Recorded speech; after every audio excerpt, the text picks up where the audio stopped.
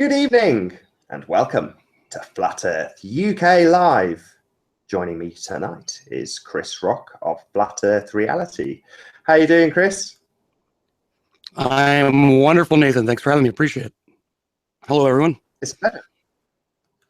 Having a good day, as they say? Oh, wonderful so far. It's early for me, but, well, it's like 1 o'clock. It's just, the day's just starting, so I hope everyone else is having a good day. How are you? Not too bad.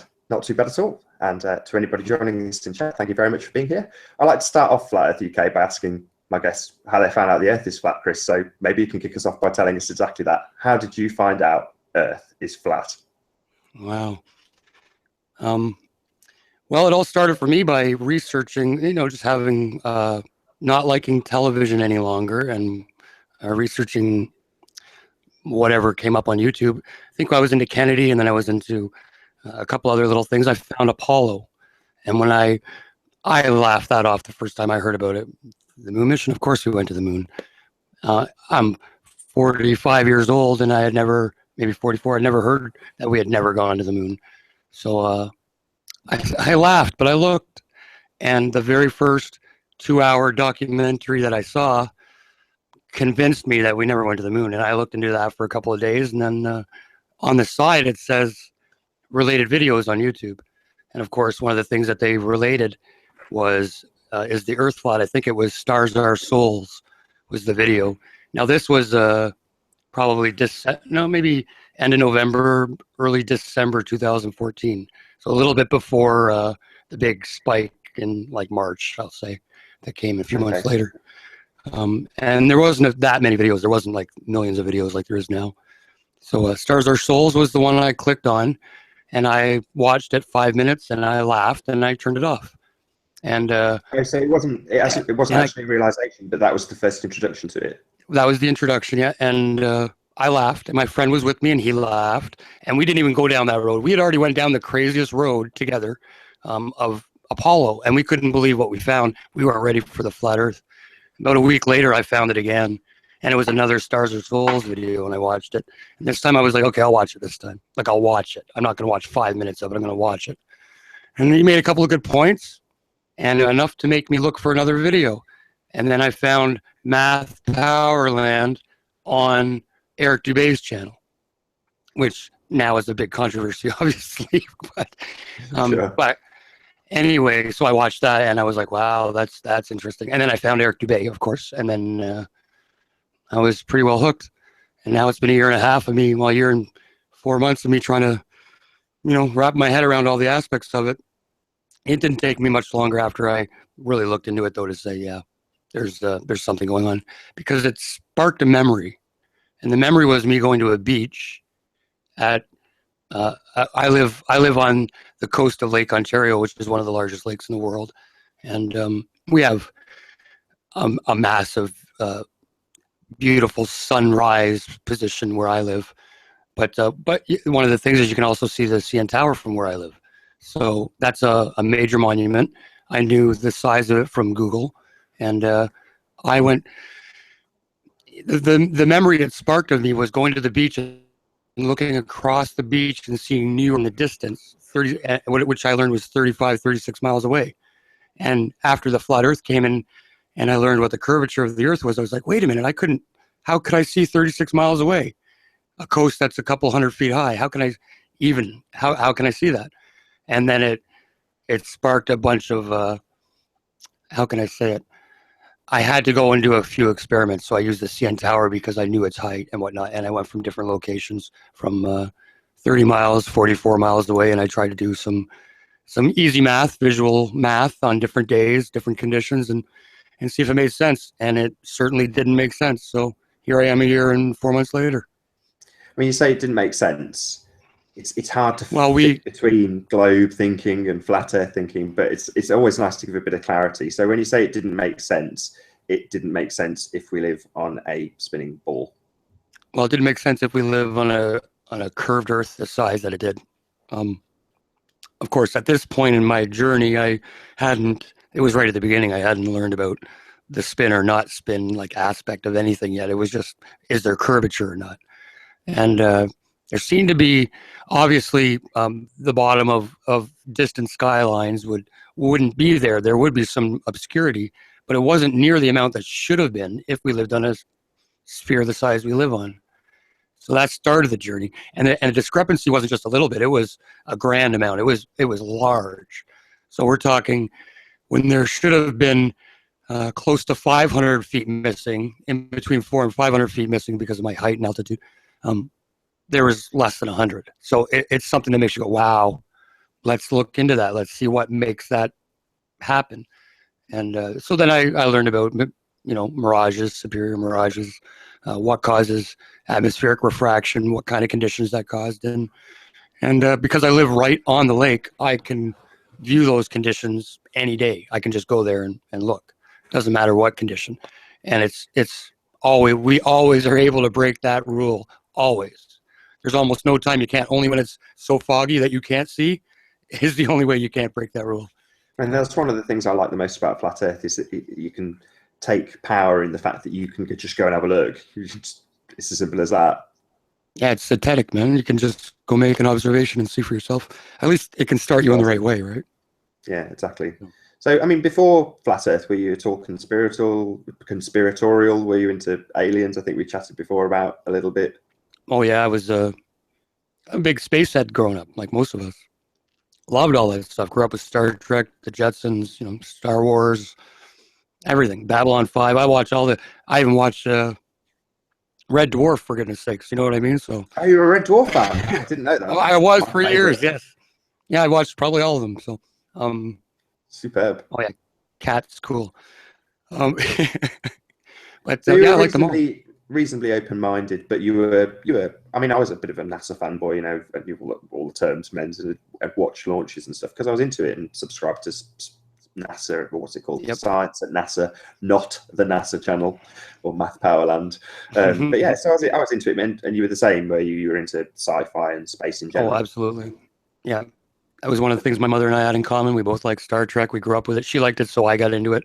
But I always liked that stuff. That was the most interesting things in the world, were things you can't explain and things that make you think. And I definitely believe in UFOs because there's lots of things that I personally cannot identify that fly around. That's a truth of the matter. They may not be aliens from another world, or they may be aliens from another pond, or they may not be aliens at all. They may be just our technology. There are things that fly around for sure, but I'm not a believer in aliens from other planets anymore, specifically because of the flat Earth. Was there any sense of loss? I mean, for me, certainly, when I had the revelation that space was misrepresented, there was a sense of loss. Did you get the same? Each day that I made the journey into flat Earth, like I said, once I got in, like after a week of kind of contemplating, I was like, yeah, there's no curvature. I can't, you can't deny that. And you keep going. Then you have to start weighing that truth against your own reality, what you picture as reality, which at that time was spinning Earth, globs of globes and heliocentric universes, and as many planets as possible and life out there. So I absolutely had to weigh that, especially since I was really into the UFO disclosure movement. So I was up to date, and I was following Dr. Stephen Greer and all his work, and going into the citizen hearings and trying to actually get disclosure to happen.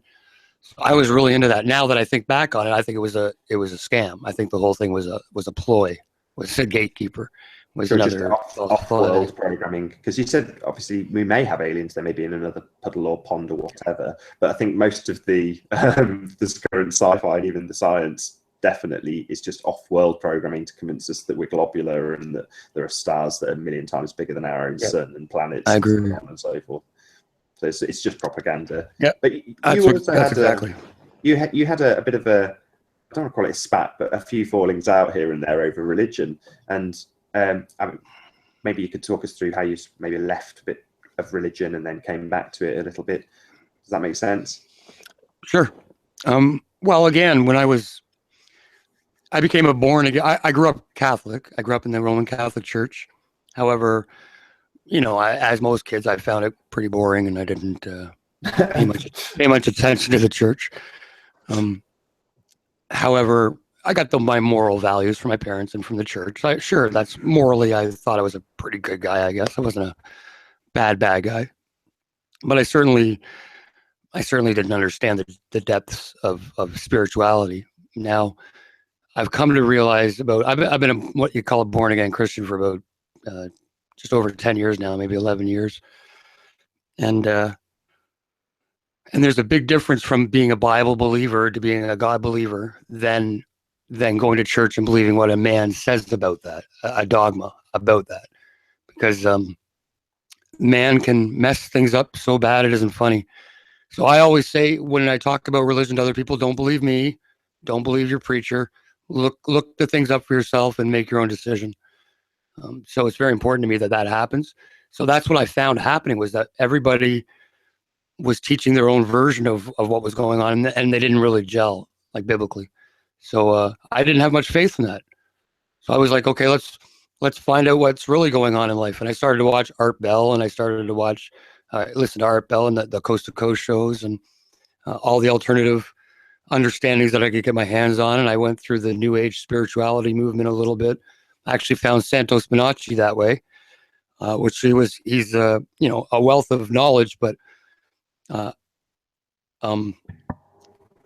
and through him I found the free man movement, which was absolutely blew my mind. I couldn't believe that even existed, and I had no idea about it. Fiat currency, the banking system, the your all caps name, the scarecrow. I had no idea about that, and that blew my mind. And that was like, there's something so grand afoot here, and we don't know about it. We are literally slaves to the system, and we don't know it. And nobody in general knows it. Only the people that are truth seekers know it. And well, tell us. didn't know there may very well be people who watch this who have no idea about New World Order or any of that kind of stuff. Maybe explain it. Talk us through it. Well, like I said, I found Santos Bonacci who was in a little bit of trouble with the law over parking tickets and some other things, but he didn't drive with a license. I think that's what it really boiled down to, is he just didn't care, right? Which is, he kind of walked the walk. He walked the talk, in other words. He did it, and got in a lot of trouble for it, so he had to go to court and defend himself. And his battle opened me up to and his speeches obviously opened me up to the fact that there's this really weird banking system going on that most people don't understand. Of course, truth seekers do, because we look into these kind of things. But how the money, like the U.S. currency or the Canadian currency, for example, isn't backed by a tangible gold or silver like they say it used to be with Fort Knox and whatnot. There's nothing to back the money up. It can crash at any time. That's just one aspect of it. The other aspect would be that that the people that are in charge of you and I, we are basically become commodities when we're born. Our parents sign us away to the government with birth certificates and registration forms. Anything you register with the government becomes their property, not your property. You're just the title user of it, but you're not necessarily the owner of it. So you don't own your car, you don't own your house, you don't own your children, you don't own anything if you've registered it. And because you're registering it with a company. So what they've done is they've created a false entity in your name with, which is represented as a full capitalized version of your name. So anything you get with a full capitalized version is actually not a live being. It's the paper version of that live being. And they've actually got a stock market. They put you on the stock market. They make profit off of your futures, what they think you're worth. And it's just a vicious cycle of forgery that you and I know nothing about. And well, unless you look into it. And accounts of every person would have millions of dollars in their account, depending on what, maybe they were if they were in a court case, there'd be some money that was allotted for that court case. It would be made under their name. And it's basically a giant accounting system that's been worked out in all federal systems. And the money that's generated anywhere, the money that we know about is a drop in the bucket compared to what's out there. That's basically what I want to say. And the scarecrow, if anybody doesn't know about it, just type that into YouTube and you'll start finding some great resources, great videos about it. I mean, I've always felt with money that money's just there to distract us and keep us busy. Would you agree with that? Well, we've kind of come to the agreement that it's debt. So we're basically sharing debt right now with each other, which is really weird. Um, we don't need money. I think the people that have looked into like the Batu movement and things like that will understand that you can do community living. You can do things that like, hey, I'll help you build a house. You help me build mine, and then you got 10 guys helping you build a house, and you get that house built pretty quick. You know, there's all kinds of little ways we could do that. We don't need big government. I'm not proposing that we get rid of all government, that we're completely anarchist, because that's not feasible in this day and age right now. But um, maybe a lessening would be a better thing, right? So. Well, it's hard to know. We're at a very early stage of awakening, if you want to Yep. phrase it in that way. Yep. So to know what the future holds is really difficult for anybody. There's plenty of people out there, some of them good people, some of them complete trolls, Oh, sure. that want to take responsibility or ownership of the situation.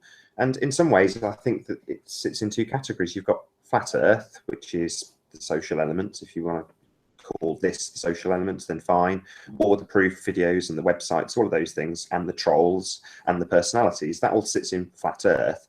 But then you've got the fact that the Earth is flat, which is something that's demonstrable, it's measurable, it's testable. We can just go out, like you say, with the tower, with the Sears Tower, you can just go and look.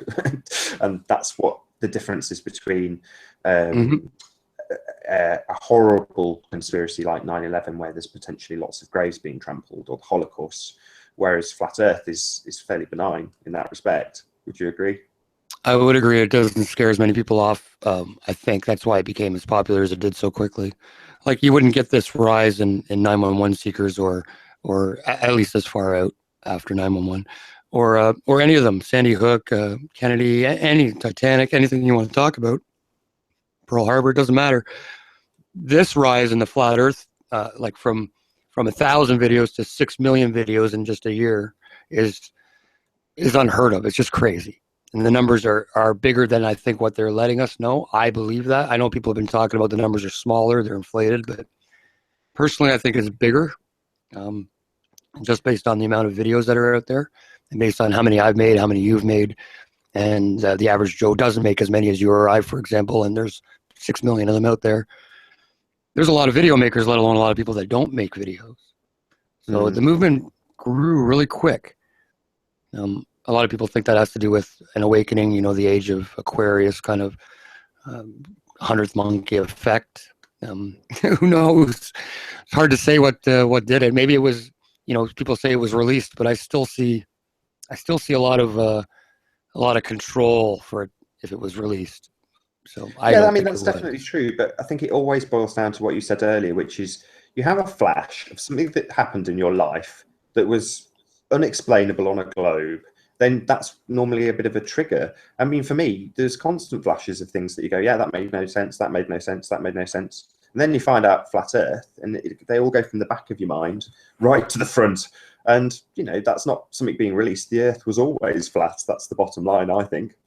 Yeah, exactly. But some people don't want to know that. Like some people don't want their paradigm rocked, and that's the absolute truth. I've talked to some family members who, you know, after getting into it with them, you know, sometimes it can get heated, and you're not really supposed to do that with family. You should just drop a seat and walk away. And that's something I've learned, that you gotta just back off sometimes. Not everybody's ready at the time you're ready. You're ready because I've been in it for a year and a bit, right? So I'm full of all this gusto and information I want to share with everybody, which is something you can't do with everybody right away. Like there's some people that just aren't ready, and one of my family members said, "I don't want to know. I don't want to know. What if I just don't want to know?" You've got right in the thick of it and debated them. I mean, that I stuck up on my channel, and I think the publisher Spaceman took it down off his. But you were right in there. Oh, you did he? debated with these people with the most severe cases of cognitive dissonance ever. But you were right in the thick of it, explaining perspective and how things work. And in every instance, you get a heliocentric proof thrown back at you, and your reaction was, "I'm just not buying it. It's not part of my world anymore." Basically. Eventually, how you did have you get to involved in that? How did you get to the point where you were debating trolls? Oh, those guys! Oh my goodness. Well, like I'm addicted to flat Earth. So being addicted to flat Earth, I check the daily videos, what comes out daily, and if I catch up on that, I hit the hourly. But sometimes I just want the live thing, and I hit the live button. So there's a lot of tabs on the search bar on YouTube. If some of you don't, I didn't know for a year that there was a tab on the search bar on YouTube that I could do that with. So there is. And so when you pick live, you'll always get about 4 or 5 things, no matter who. If none of us regular people are on, or no flat earthers on, you'll still get 4 or 5 shows that come up when you type in flat earth and hit the live button. And that's a couple of NASA shows, an Islamic religious show, and a troll show. There's always a troll show going on. Now, because I'm an addict and there was nothing on, I clicked it one day because there was like 10 or 15 people watching. And these guys were on a panel talking crap and saying that there was no answer. And there was one flat earther on the panel, but he wasn't, he didn't have an answer to these guys. And I was just thinking in my head, well, I've got an answer to everything you've said so far. You haven't said anything so far that would make me go, oh, wait, you're right. Nothing, not one thing. So I jumped. They threw the link out there, and I said, okay, and I jumped in.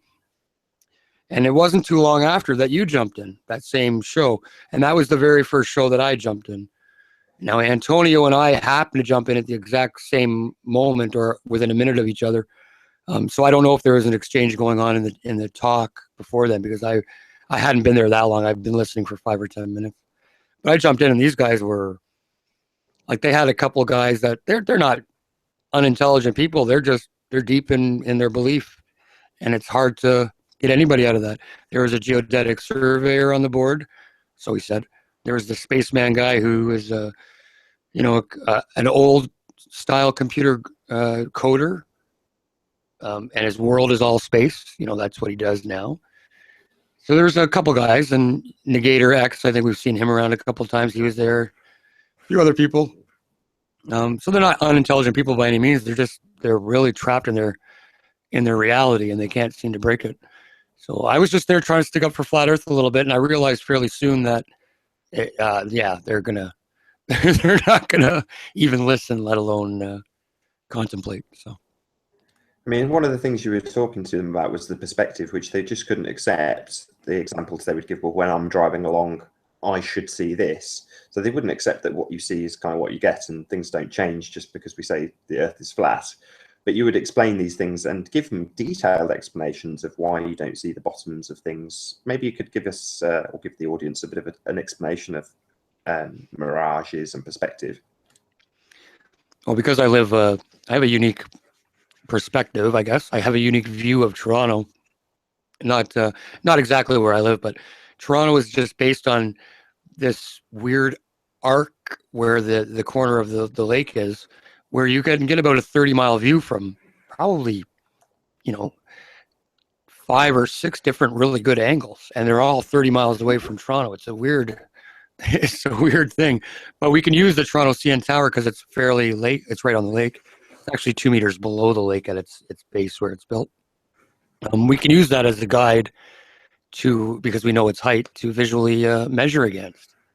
So when I do this, I do note that some of the bottom is missing, and you can't just deny that it's there. Some of the bottom is missing, but it's not the amount that's supposed to be for a curved Earth the size they say, a sphere Earth the size they say we are. So what do you do with that? You got to figure it out, right? We know that the horizon is seen at our eye level, basically. It's like, some will say it's an inch below or an inch, it's right there, but we're just going to call it eye level for now.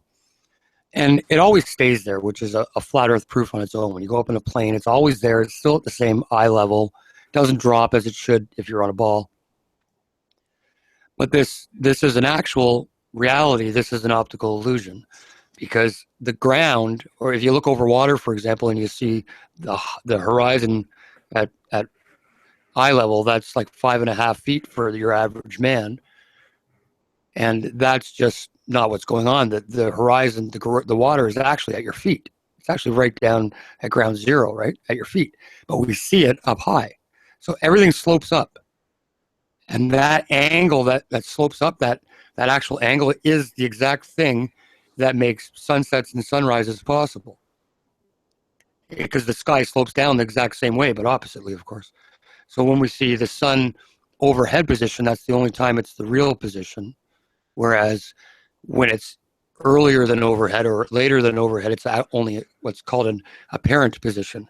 It's not an actual position. It's a perspective thing. It drops in the sky and it gets smaller slowly until it gets out of sight. And if we have the dry condition and the vantage point to see it, we can see it disappear, which is crazy. Like Deep Inside the Rabbit Hole did a couple of videos on that, which was, incredible videos, by the way, showing the different kinds of sunsets. But it's that slight angle that our eyes build from the ground up that makes that effect possible. And it also hides the bottom of the skyline, in my view. Everything is going back in perspective to the vanishing point. So it's getting hidden behind a little bit of atmospheric conditions as well, like moisture in the air. So that it only looks like it's disappearing. It only looks like it's not disappearing. Sorry, it only looks like it's like that's why boats would look like they're disappearing hull first. Sure. It'd be because of atmospheric refraction. But we can, conditions. But we can bring a telescope or zoom and get that boat back in. Now there is a point where it's going to go too far and we can't bring it back in, and that's what's going on with her, a city skyscape that's a long way away and whatnot. Now that's only due to that angle that I was telling you about, though. Sure. So there's going to be a certain degree of atmosphere that comes into contention as well. Yes. So everything, it's not just one factor, and people have to remember that. We're talking about perspective, making things smaller and farther away, going towards the vanishing point, which is at eye level, not ground level. And we're also talking about that wall of water that our eyes build. People like to call it a hump or whatever. It's theoretically not a hump, but well, whatever. I'll leave that for another day. But that's an optical illusion that our eyes build, and we have to factor that in. And what I see is that even flat earthers don't factor that in a lot of the times, but globers never factor it in. Never. The sun doesn't show perspective. It doesn't. There's no way for the sun to show perspective in the heliocentric model, and of course we see that it does. So, but, maybe you could go through the actual maths that the heliocentric people use, because they use the 8 inches per mile. They do. Or 8 inches per mile squared, depending squared, on right. If you look up Google, it won't tell you the squared part on their very first results. But if you dig deep, you'll find it at university sites and whatnot. It's squared. Of course, it has to be first circle. Otherwise, you live on a slope, right? Sure. We don't live on a slope. They say we live on this. So, they say it's 8 inches per mile squared, which is very close to the curvature. But that's not the exact formula to figure out how far something is hidden from sight, because we have to factor in our height. And that actually makes a little bit of a difference. Actually, it can make a lot of difference. For example, from 30 miles, it would be 600 feet of curvature.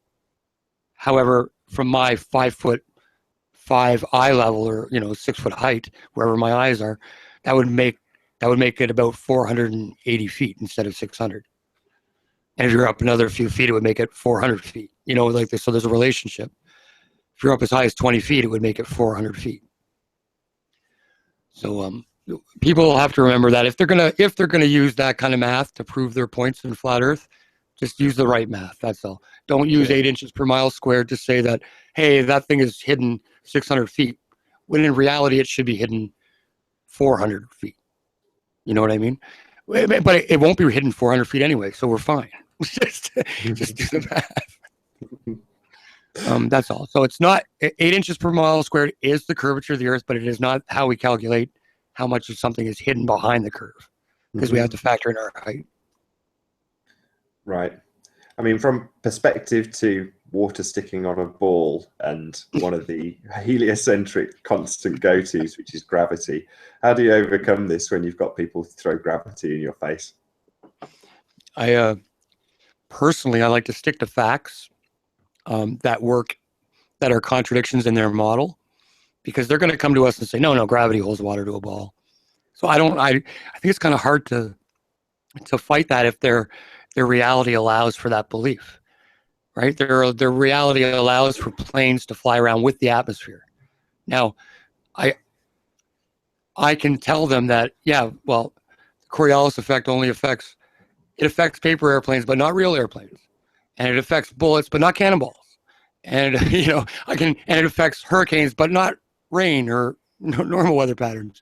So I can kind of get to them with that reality, right? They believe in the Coriolis effect. So I have to come at them with, well, what, look at the contradictions in it, right? Yeah, the How can it Foucault work with pendulum a is a really paper nice one. airplane?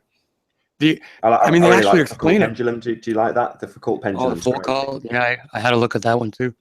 I mean, it's There just seems well to good. be many of them, and even if it did work the way they say, like by some kind of rotation force, still doesn't prove the spin of the Earth, because Well, no, they were but trying more to prove that it goes to your Earth contradiction. was They're moving. saying you've got planes that stick to the atmosphere, whereas you've got this proof of the spin of the Earth, the Foucault pendulum, which essentially has the Earth spinning underneath it while it swings. So it's a Right. complete contradiction to planes, sticking to the Exactly. Because they use gyroscopes. I heard you guys talking about gyroscopes the other day or last night, I guess. And yeah, they're absolutely a proof, and that's the same idea. They make their own plane of reference, same as this pendulum is supposed to do, and exactly. So I can say that the pendulum, the Foucault's large pendulums that are supposed to prove this, they have a couple of mechanical realities to them, which is there's a ball and joint. There's some force that's been given to it to start it.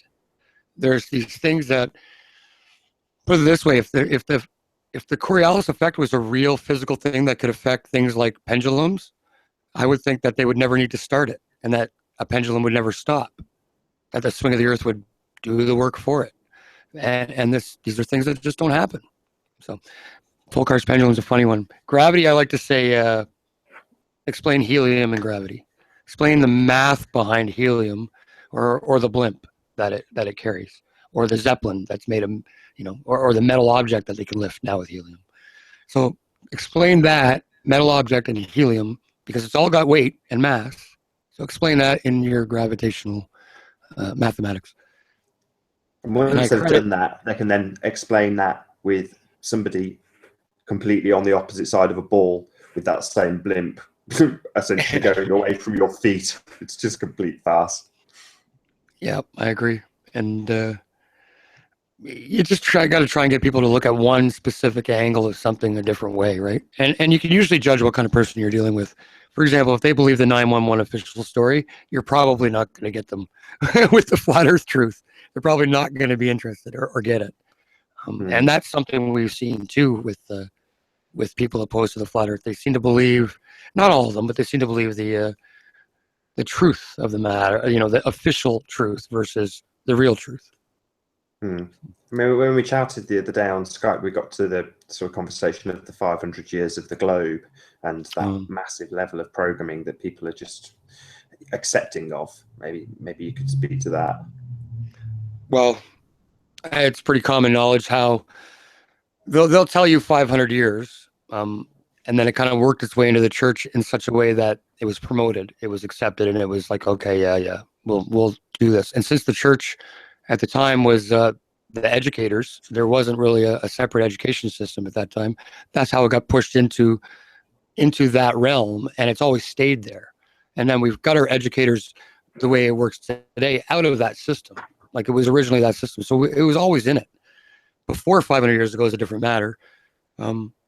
However, that globe roundness, sun-centered system was long in effect. It might have not been, the masses didn't know about it, but there were certainly people that knew about it back 2,000 years ago, for example. And I can even find what I believe are traces of it in the Bible. So since I was a Bible scholar for 6 or 7 years, I looked in pretty deep. And now, with the light of the flat Earth on me, it seems that one of the major things that in the Bible is called the mystery of iniquity, and it's like a little message that one of the writers, Paul, gives us in 2 Thessalonians, and it looks to me like the heliocentric model, the ball, is that mystery of iniquity. So the bad thing that keeps people away from God has been afoot for a very, very long time. And now it's full circle. It's here, like you can't get rid of it. And you and I grew up with it, with mobiles and with wallpaper and bed sheets. And then we get to school and it's a globe on our front desk and everybody's got that Mercator map on their back. I got one similar on my wall just to remind me of the size of Greenland up there. It's, it's bigger than Africa. So it's kind of funny when it's like 14 times smaller or something. So we're indoctrinated from day one. And you and I, being the age we are, or people our age, or slightly older, slightly less, we're indoctrinated literally from cartoons to television programs to big blockbuster movies to stars doing little things on the side and in the public eye. Everything is indoctrinating us into the system. Some of it the people do willingly and knowingly, and some of it are completely brainwashed by the system. Yeah, my niece is 4. She's not even been to school yet to see the globe on the desk, and she was arguing the toss with me about it being a globe. So, like you say, before they even reach school, the cartoons, the media, whatever's on the television screen, and things in day-to-day life, the billboards that we walk past, the bus shelters with adverts on them, a lot of it's got globe programming in it, so we're stuck with it. One of the things you mentioned this earlier about your pastor saying, "Don't trust me, look it up yourself," and that's a really apt way of putting it. Obviously, it conjures images of looking it up in books, but literally looking it up is kind of appropriate for flat Earth. Wouldn't you agree? I would, but I didn't know so much at the time. But you're right. Look up. I use it in a couple of my songs because I write music. That just go outside and look. Just look up. Look at the water. Look at the sky. Check it out. People don't like to. Sorry, go ahead. I was going to say from the statistic to the failures of the globe. I was hoping you could talk a little bit about some of the heliocentric fails that we can address. I love doing as opposed to look at. I love doing that.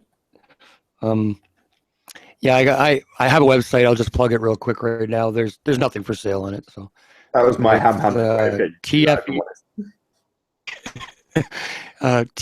tfer.info. That's the Flat Earth Reality. My initials in that. So tfer.info, and on it I've got a proofs page. And when you click on the proofs link, it'll bring you to my quick set of 36 heliocentric proofs against like their fails. I got 36 heliocentric fails, and I like to, when I talk to people, I like to kind of quote from them because it's just a list of stuff I've been gathering, and a lot of people use the same proofs. Can you remember any, or do you want to read a couple off? I'd love to just hear them spoken by you, basically, is what I'm angling for. Sure. The Bedford level, for example. So one of the first things that Flat Earther learns about is Dr. Robotham and how he performed a bunch of experiments at the Bedford level, which is he performed more than one experiment there, by the way, and it was many other people did after him. It was a 6-mile stretch along the old Bedford River, I think it's called, and it's a canal, the old Bedford level in Norfolk, England. Is it and they use Cambridge? I think it's Norfolk. I could be wrong. Okay. About 100 years ago, probably during the century, is where it was really popular. And there was an attempt for him to disprove the supposed rotundity of the Earth that had moved its way in. Obviously, by this time, it had 300 or 400 years to propagate, and he wasn't buying it, and either were a lot of people. As a matter of fact, it was still a really big debate until World War II. So, and then of course we know what happened shortly after World War II. Everything changed, and then the space program came in. So I like to say the Bedford level when talking about it that I quote kind of 2 examples. One was him getting in the water chest high with a telescope, and his buddy being in a boat and rowing the boat the length of the 6 miles, and him being in the telescope still being able to see his buddy at the end of the 6 miles. He had a flag on his boat, but he could still see everything. Should have been buried whatever amount of feet, and he wasn't. The second, or another one of his was he got a bunch of flags equal distance above the water, and put them the whole length of the 6 mile stretch. And at the top of each flag was a small ring hole. And he put his telescope at one end of the 6 mile stretch and looked through the ring hole and looked through all the ring holes until the other end, which is impossible on a sphere. And so that's, I like to say that about the Bedford level. And it basically proved that, yeah, at least at that canal, the Earth wasn't curving, and that was 6 miles. So there's plenty of height plenty of distance to know if it was curving or not. That was Dr. Wrok. WRoCK. I think Matrix Decode is in the chat at the moment. Actually, he's done a similar thing. But you can, like we said at the beginning, you can go out and do this yourself. You can just go to the beach, focus on a buoy or a boat, and you shouldn't be able to see it if you're on a globe. Simple as that. Exactly. So, speaking of Dr. Robotham, also did what he called his 30-mile curvature tests, and because he must have had a landmark that he knew 30 miles out. But he could see the boats leaving, and this particular tall masted ship would only disappear at 30 miles out. Like until that point, he could always see it. So, and he also discovered that not only did this break the curvature law by an incredible amount, but that the ship didn't tilt. So while he looked at it not only straight on, but he looked at it from an angle, and the ship didn't tilt away from him, which it would have had to do if it was curving away from him. If it was enough to, if there was enough discrepancy to hide, 50% of the boat, then it would have had to also have been tilting away from him on all axis points. And he determined that it wasn't. Therefore, it was just perspective. There was no tilt. And that's something that we can all do today as well. So I like to talk about that as well. But again, I could talk about proofs all day. Olber's paradox, for example, which is another. Keep it coming. I love it. This is great. Oh yeah, German scientist, 1750, whatever, 18th century anyway. Name was Olber. He realized that if the universe was expanding outwards, as was thought by the Newtonian kind of model of the heliocentric system, that there should never be any spot in the night sky at all, ever, that was ever void of light.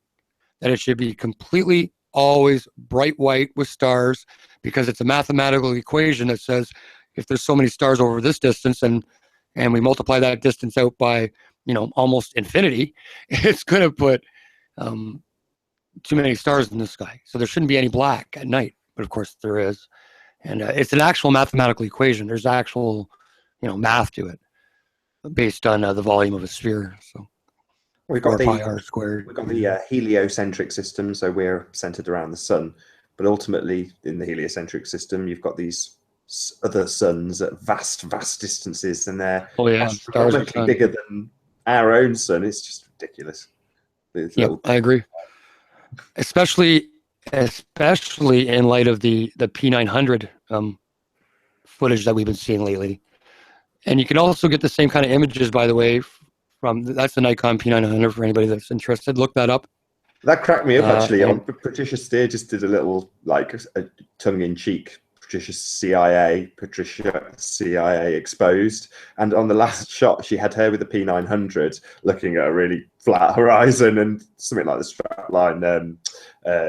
She doesn't do her own experiments. But like you say, the P900 is one of those technological advances that's given us the ability to do all of this sort of stuff, like the Bedford level experiment. Yep. And you could also get the same results from a... Yeah, but this one's really good. It's like 380 something digital. It's like crazy. But you can also get the same kind of results with a 70 millimeter telescope. So if you don't have to have one of these new fancy ones. If you can just, even an old 70 millimeter, but that'll work. Which is crazy. So these effects that are coming up are not looking like stars. So when you point at a star, it's coming up more looking like a geometrical pattern, with a middle point that you can see that's fluctuating, that seems to be vibrating, and that actually seems to be vibrating at a certain frequency. So when people are talking about distances and colors being, red shift and all this distances and crazy amounts of distances, of course they tell us trillions of miles and stuff. Slapping at the zero on, it's another... I don't think that's true. I think it's more like it has to do with the vibration rate of that star. And I don't think they're, of course, I don't even think they're as high as what flat earthers think they are. I think they're close. Oh man, I agree. Sometimes at night when it's particularly clear, they look like you could pluck the thing out of the air. It's amazing. They look like they're just there. Yeah, I'm one of the guys that think that the sun and moon and stars are, if they're 100 miles or 200 miles, I wouldn't be surprised. Oh, really? That close? Yeah, or less. I don't know. I think our limitation, we see limitations of about, if we're to believe what we're to believe, and if we extrapolate what we're to extrapolate, probably some people would say 60 miles, whereas other people would say 20 to 30 miles, 25 miles. Some people say 73 miles where that rocket bounced off the GoPro, or the Go Fast rocket, which was interesting too. Which brings me to another small point while it's on the top of my head. A lot of people talk about how it seemed to hit like a soft kind of barrier where it didn't just explode. It might have hit something softer and then didn't penetrate it, though. And we think of there might be water above now not only because of the star shimmering effect that I just talked about a little bit, but a lot of different reasons. It could literally be a water or water-like substance above us, and as what we think of space. So if you've got Crow with the lunar wave. Right. It's a wave. Yeah, you never know. But they've just discovered underwater lakes. So there's actually heavier water that's full of a different, like a mineral, that makes it heavier than the other water. So you got a scuba gear and you're down in the lake or in your submarine, and there's another lake at the bottom of you that your submarine can't penetrate, but it's still water.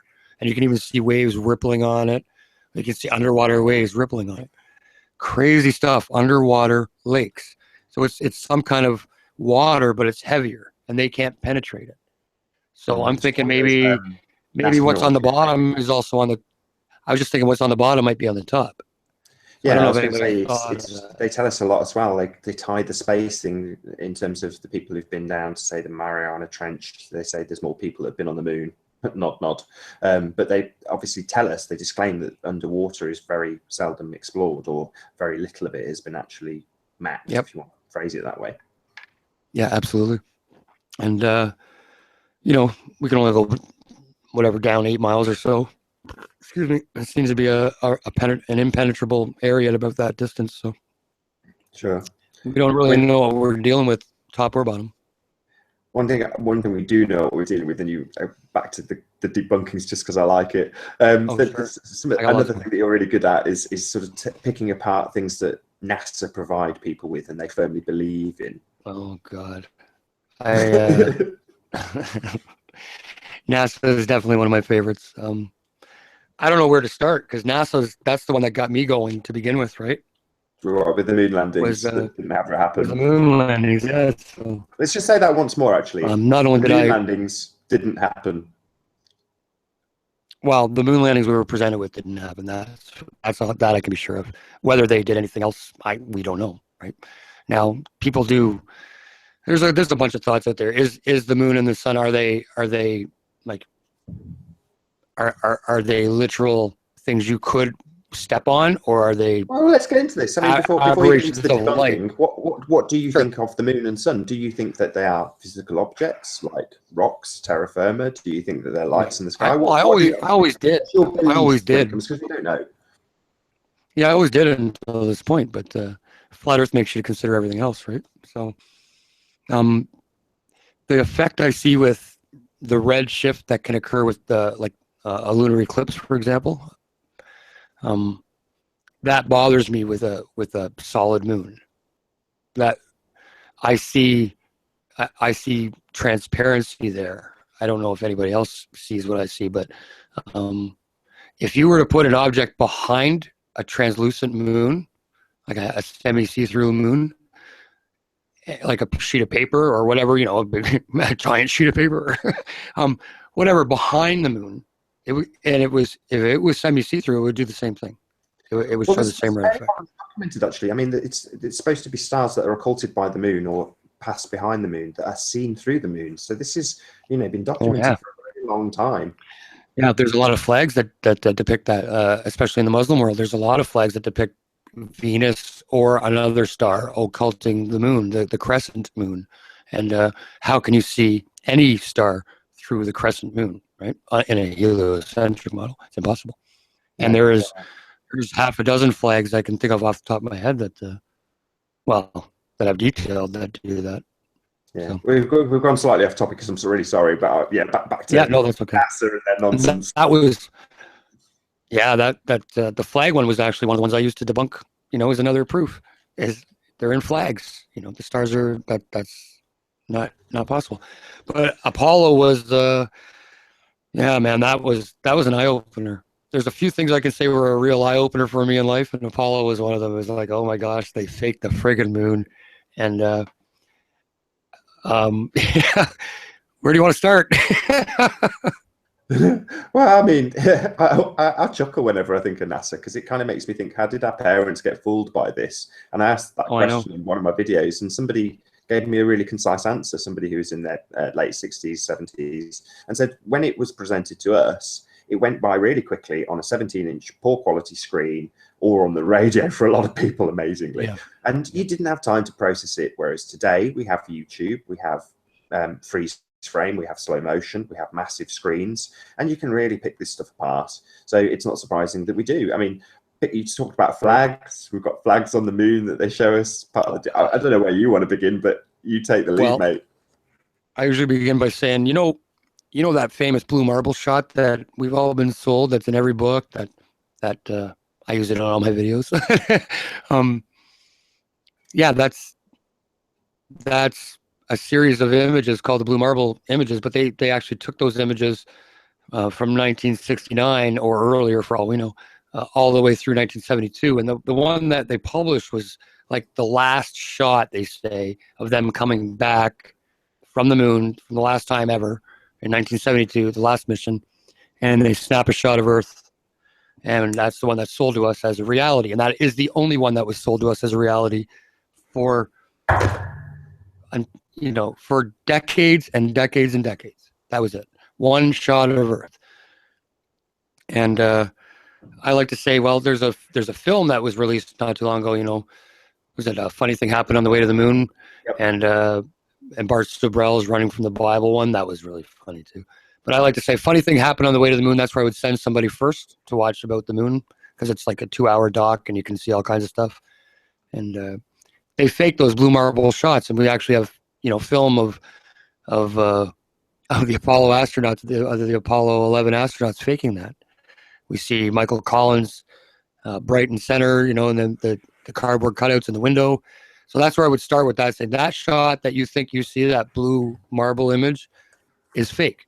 They had 3 years to work on it after we busted them, but that footage was never released until recently, so nobody saw that. And then I would get into the Van Allen belt dilemma and say there's supposed to be these killer Van Allen belts up there that people can't go by, and they say they can't even get through it today, but somehow they got through it safely. All those Mars missions, all those moon missions, and that's kind of fun. If anyone wants to look it up, just Google search trial by fire. Oh yeah, there's a lot of good documentaries about that, and we even got one of the guys, one of the astronauts. I'm not sure which one it is off the top of my head, but saying that he didn't even know about what they were, the Van Allen belts, and then when he learned about them, he was like, "Oh, we had an experiment to go through there and to look at those and keep our eyes open during the Van Allen belts." First of all, he said he didn't know about them. Then he said he didn't know where they started, and then he said he had an experiment to look at them. All in the same 30 seconds to a minute. It's just a contradiction on contradiction on contradiction. I asked about this on the NASA forum, and the answer I got basically was they got lucky. That was the best answer I got from someone at NASA. Oh yeah, man. Lucky. I got really lucky. They went really quick. And but then I would say, did you know that they lost all their data? Like they literally had the most valuable data in the world ever to exist. Man's greatest achievement. Ever. And they lost it. All of the original data is gone. All of it. And then they say they found it, but it was erased over. They taped over the greatest footage that mankind ever had. Come on. Come on, people. The mission that didn't cost billions, but yeah, the tape that's really valuable. You need to reuse that. Yeah, yeah. Man's All the creative information, how to build the rockets, how to get all that, how to get through that Allen belts. Oh, everything was on that. They're all lost. But and then of course there's a multitude of pictures, like the flag, like you say, waving. However, I'm not worried about the flag one. They do explain away the flag one.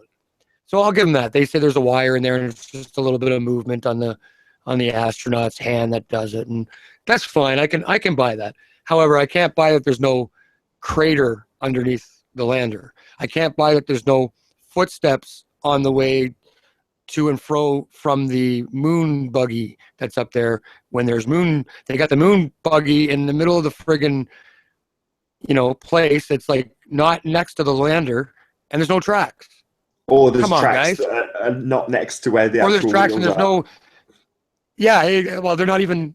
Yeah, or the sea rock, for example. There's a rock that looks like it's been paper mache that's got a C on it, and right next to the ground, there's a little marker that says C. Or the very blatant rear projection background that they've got going on. Right, and that we'll talk about that in a minute. But there's, they got caught using the same backgrounds, the same mountain range. For example, the lander was never on the same part of the moon. So every time they went to the moon, they went to a slightly different location. They didn't go to the exact same place. Yet we have one shot of this mountain range with the lander in it, and another shot of the mountain range with the lander not in it. So it's an impossibility. It's an absolute impossibility. There's so many pictures. There's so much little stuff. I'll give a little plug actually to Antonio Subarax. He did a great video called the Lunar Lander, and a few people said, no, that's just a model. And no, that's what they said went to the moon, and it's a total joke, and it's made of cardboard because they didn't go. That's right. And the color banding. Have you ever seen that? So in black and white footage, even in black and white footage, if a shadow moves across an entire the entire view of the camera really quickly in black and white footage, you'll get a color banding, like the color of the rainbow will show up very, very quickly, like in the shadow if it's moving fast. It's called color banding. It's a very normal photography effect. It's not special in any way, except for the fact that it shows up in the moon when the astronaut is supposed to be in the distance. He's supposed to be like, a mile away or whatever. And here comes the color banding, which would mean that it would have to be a light source that would be able to do that through the whole shot of, anyway, it's an absolute impossibility to happen on the moon with one light source, which was supposed to be the only one they had, which was the sun. So color banding is very interesting. If you want to look that up, people, it's fun. Most people don't really know about that one, so it's like a new one. There's stuff moving in the breeze. So they got the lander sitting there and a bag on the side of the lander, a utility bag, that's just moving with the breeze. Looks like It looks like it's just moving. It's moving. It never stops moving, which is fine. I mean, if you moved it and you were on a vacuum, I guess, whatever. I guess you could play that off. However, in the next shot, they got something that's fallen from the set or something that strikes a string that's being a rope that's hanging, and you see the object strike the rope, and the rope moves like it swings back and forth, and then it just stops. So anyway, they're not on the moon. There's a bunch of that, and the running the Bart Sibrel one where they were running from the Bible is a very interesting one to me too. Bart Sibrel himself is quite interesting because when we started this interview, that you first came to Flat Earth and started looking at the moon landing being fake and a bit of a hoax, to put it modestly. But then you said you didn't come to Flat Earth, and Bart Sibrel similar in that respect. I mean, you plugged his footage to say, look, this is all nonsense, and here's footage to prove it, because he received unedited footage of them literally taking pictures of Earth from space. Right. He's definitely not a Flat Earther. He's like you back when you first came to Flat Earth or first encountered Flat Earth, which is odd. Well, yeah, I didn't spend. Like I said, I probably kind of pondered it for a week or so before I went, okay, it's time to look into Flat Earth more. But the moon stuff hit me like a ton of bricks. It's just because you dive into something. When you dive into it, you can weigh it, and then you can rationally think about it. I hadn't done that to flat Earth yet, and some people never do that to flat Earth. Some people just ridicule it and move on. They never really dive into it, thinking. And I am 100% convinced that this is, like a spiritual attack on humanity. That's my angle that I come from. So. Which part? Sorry, I don't follow you. Oh, well, I think there's so much corruption going on in the world that it doesn't even need to be organized. That there does need to be a rhyme or reason for it, at least. If they're spraying chemtrails over my head, that means they're spraying it over their own heads, the bad guys. And that might not make sense to anybody unless you think that there's something else afoot. It's not just about control over resources or whatever. There's something else at foot here, something greater. Right. We don't know what the deception is, and we don't know what we don't know. Well, everybody's got their opinions, I guess, and that's really what brought me to flat Earth, because I'm a Christian, and I prayed and said, I told you that I left the Christianity. I didn't really leave Christianity, but I kind of explored other things 10, 15 years ago or whatever. And I ended up coming back to Christianity and then being a born again Christian until now. But I mean, about 2 years ago, I started to say, look, I want to know what the big truth is, because I know it's not the Roman Catholic Church. I know organized religion's corrupt. But I have this in-depth belief in it, and I understand that I'm biased in that respect. I completely understand that. However, I'm still trying to weigh everything against that. What makes me moral and what makes me what I believe, and so I started to look outside of the church, not necessarily giving it up, but not giving the Bible up by any means, but giving the church up. Yeah, I gave up organized religion because I didn't find the truth there. So it led me to people like Santo Spinaci and New Age religion. I watched the Zeitgeist movies and a bunch of other thought patterns, we'll say, and expressions. And from that, it made me question Christianity as a reality.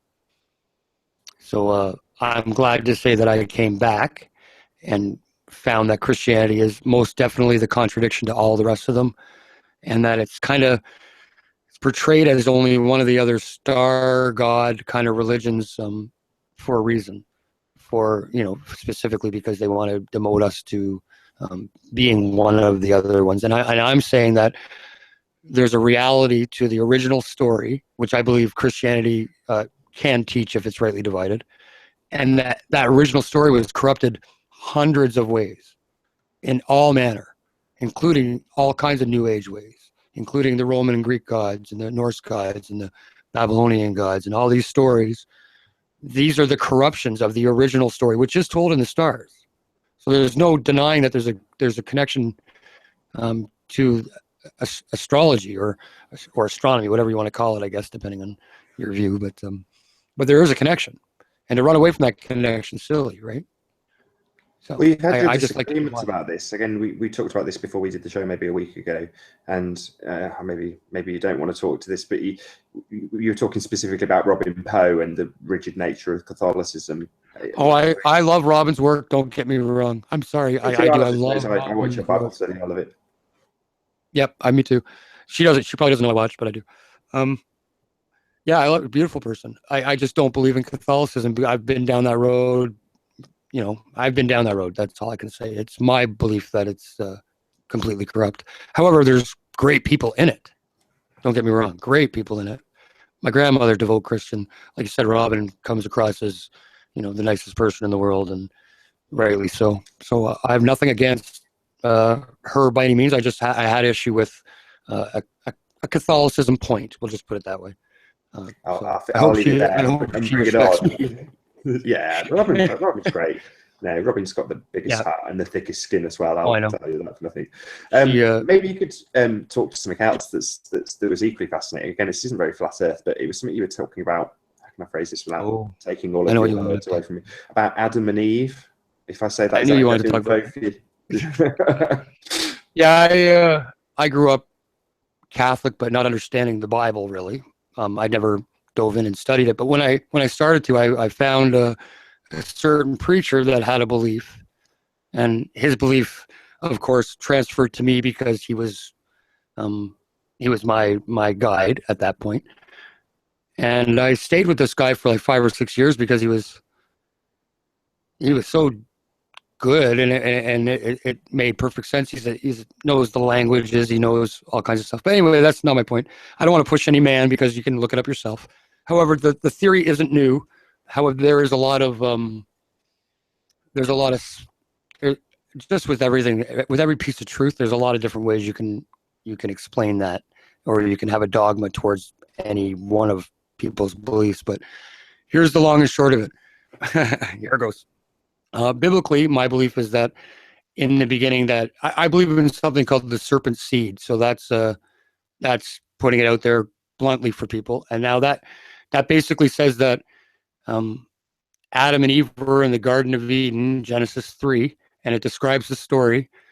And I'm saying that the sin that was created or that was made, whether it was more than one aspect to it, but at least the aspect was there of sex. So sex was definitely the sin in the garden. That was the act. Now there's more to it, obviously disobeying God, and he's got one rule, and he said don't do it, and you went and did it. So that's obviously a problem. But the act itself was sex. So the result of this act is that Eve is in labor, and she's in pain, and that she has 2 children, Cain and Abel. Now, it's my contention that they're twins, and that they're fathered by 2 different people. That while Adam is the father of Abel, the serpent, whatever you want to call him, the being, which is really comes across as like a fallen angel, the devil, Satan. A lot of people have a lot of names for him, but it really means brilliant, shiny one. So it still gives that special kind of connotation to it. Like he was one of God's angels. That's what I think. And he tempted Eve, and Eve did the deed. And then she showed Adam, and he partook as well. He did the deed with Eve. So I think she got pregnant by 2 beings on the same day, which happens in the animal kingdom all the time, like every cat you've ever heard of. And it happens in prostitution rings. And there's a big fancy word for it too.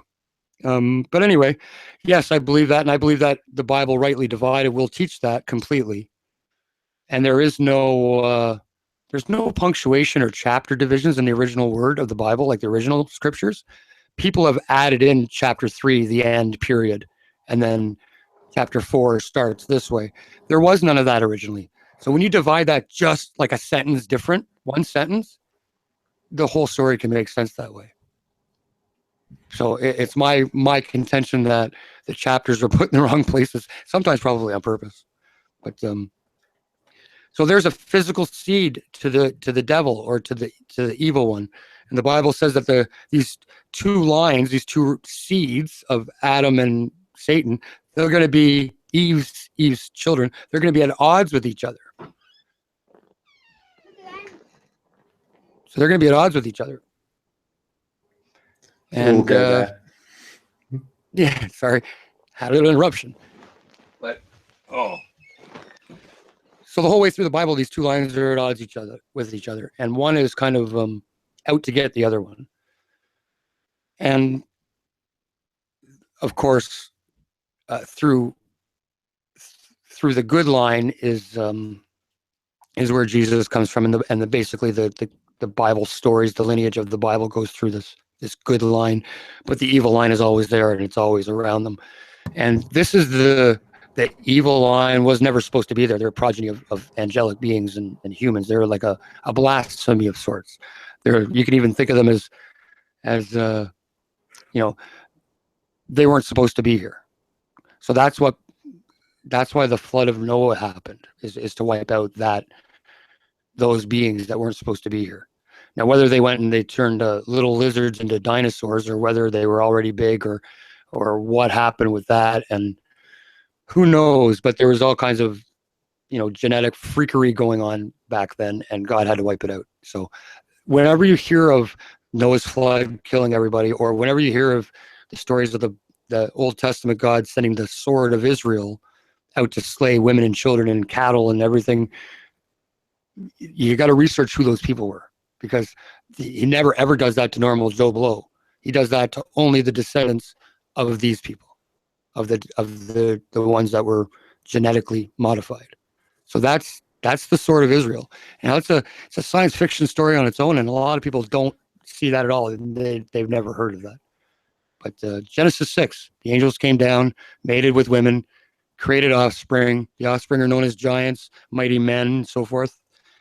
And that's the explanation of how for me anyway, of the Greek and Roman gods and the Norse gods and everything. Those are the mighty men that they created.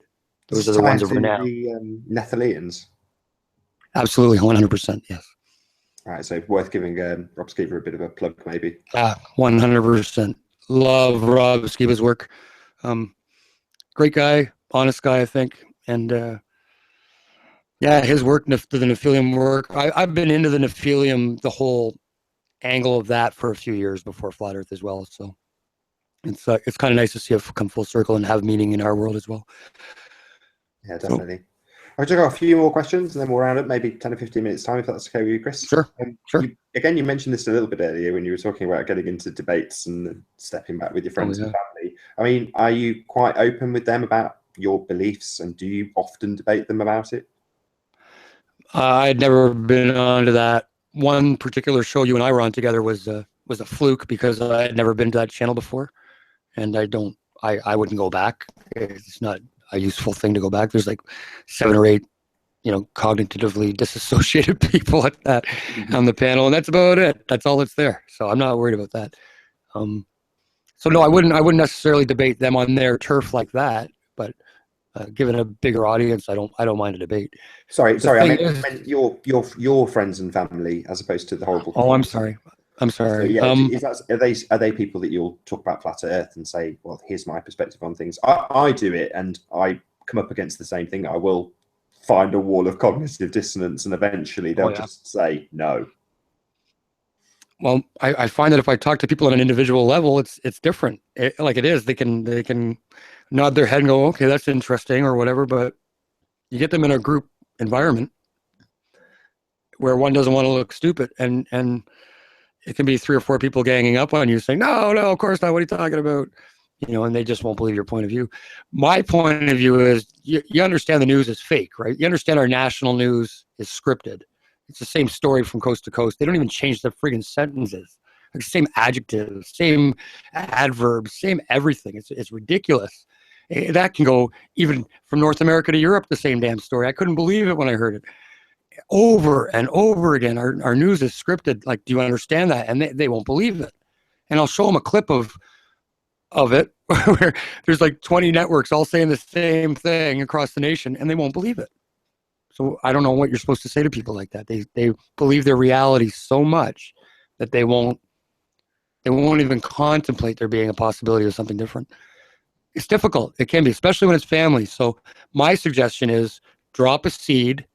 Don't fight. If they come at it from a fighting perspective, this is family, right? They love you, but they probably know you. You're little Jimmy that, did this or that. You're little Bobby or your little Cindy that did this or that, and your kid, they know you. You're not giving them any special knowledge. They know exactly who you are in their head, right? So even Jesus Christ couldn't preach in his hometown. They didn't believe him. So just saying. I mean, this ties actually quite nicely into the last thing I was going to talk to you about, which was quite a deep conversation that we got into, which is false flags, but more specifically looking to the future. And I know you think there's potentially going to be a false flag event that will usher in the New World Order. I do. This is probably more than a 10-minute topic, but if we can round out the show with that. Sure.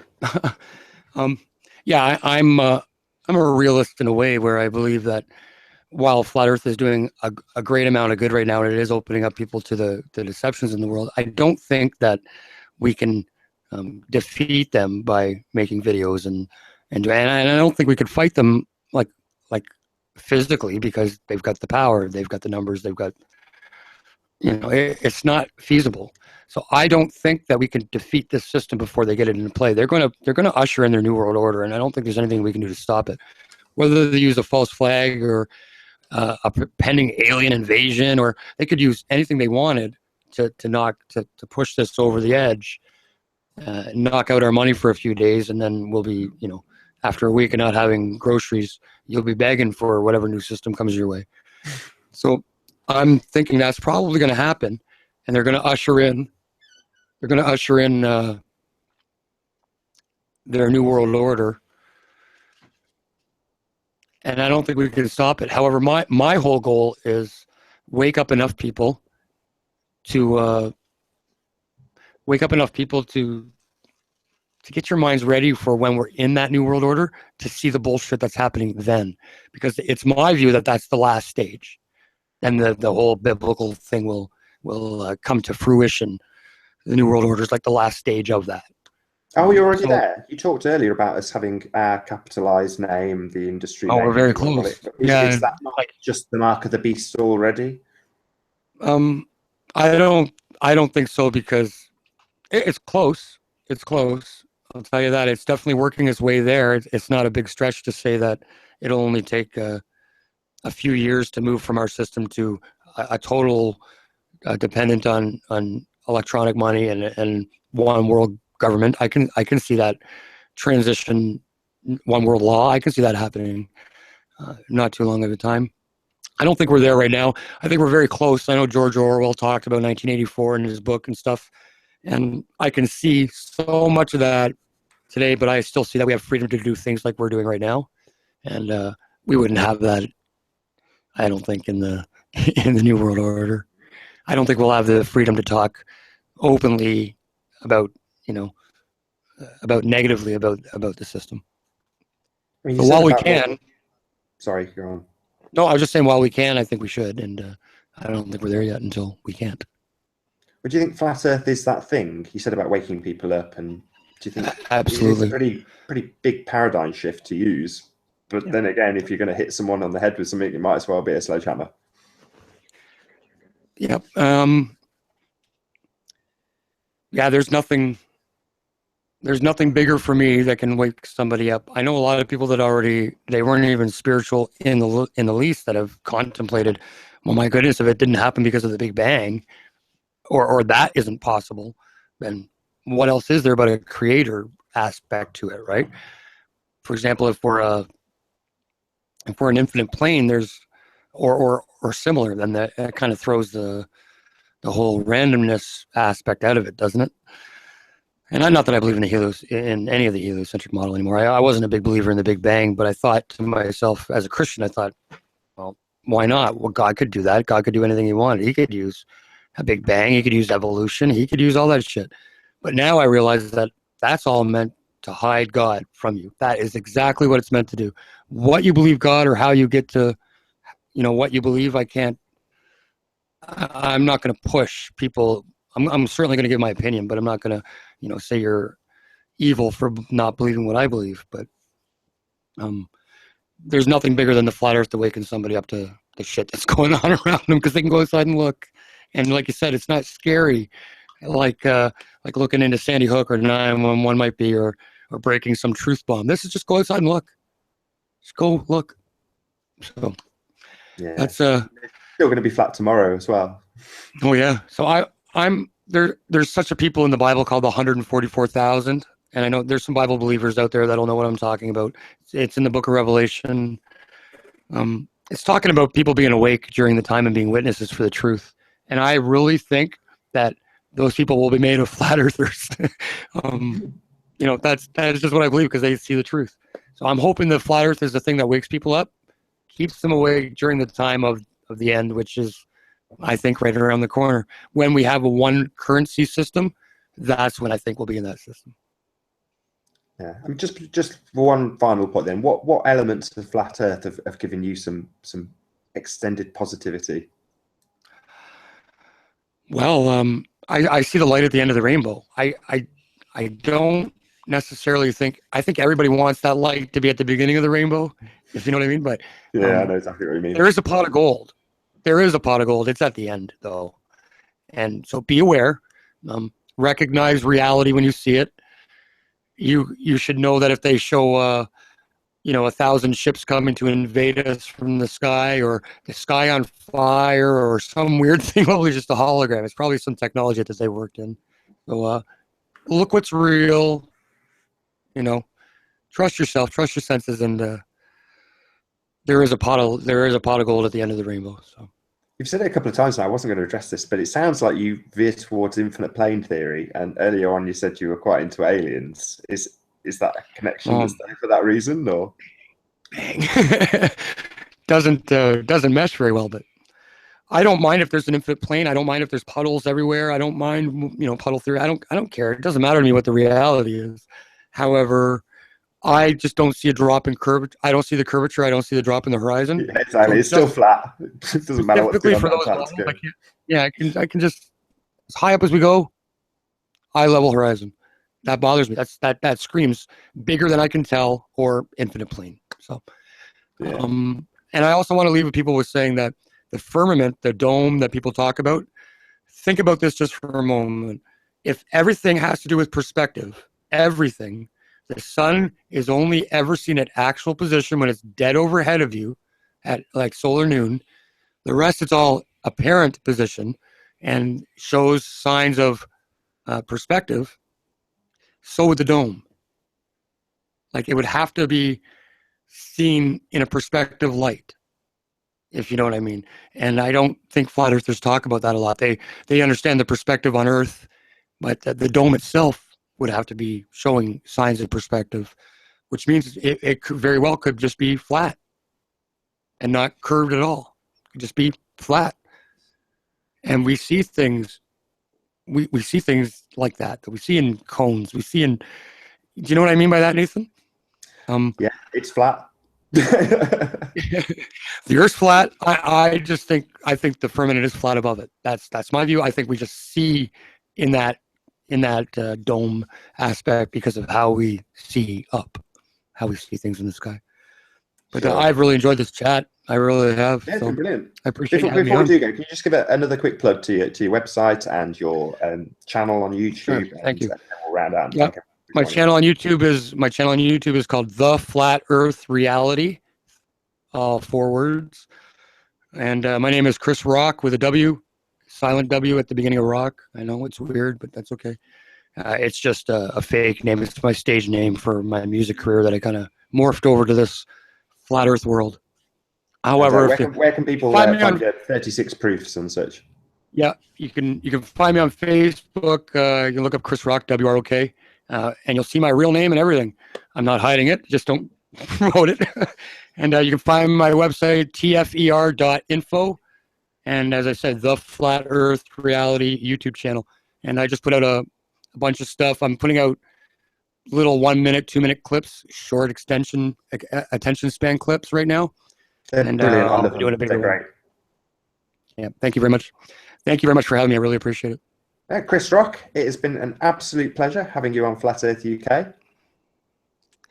It's been a pleasure to be here. If anybody wants to contact me, do so. Thank you so much, Nathan. I appreciate it. It's been a real pleasure. And to everybody who's tuned into the show, there's been a few people in chat chatting away happily as always. It's been great having you here. I've been Nathan Oakley, and I'll see you all in the next video.